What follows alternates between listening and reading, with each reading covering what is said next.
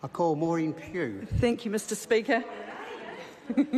Mr Speaker, thank you so much. I take this opportunity to welcome you back to the Speaker's chair and my colleagues to this 2017 year. And it's great to be back in the House and for what will surely be another great year under this National-led government.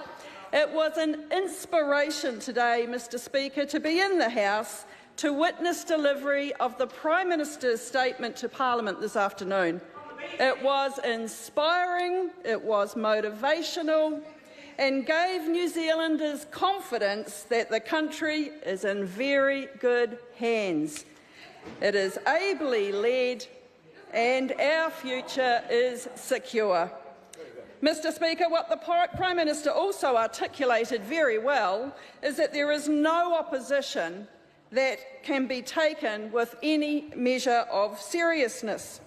But, Mr Speaker, we are talking tonight about volunteers, and during my time as a Mayor, without doubt, the highlight of every year was to be able to accompany the local volunteer group to the Trustpower Community Awards, an annual event which celebrates the contribution that volunteers make across this country.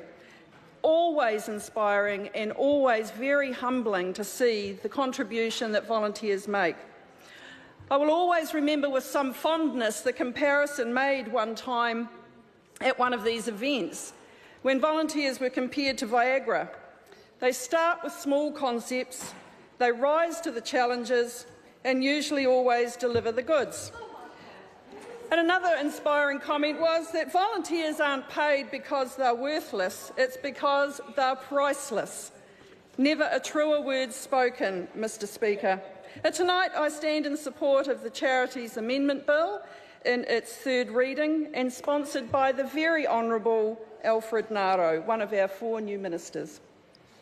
This bill amends 3 sections of the Charities Act of 2005 and it provides greater clarity around the registration application process, and it will also deliver a lot more confidence and trust for the public in charities by strengthening the protection against the risk of financial mismanagement. Mr Speaker, it is my pleasure to commend this bill.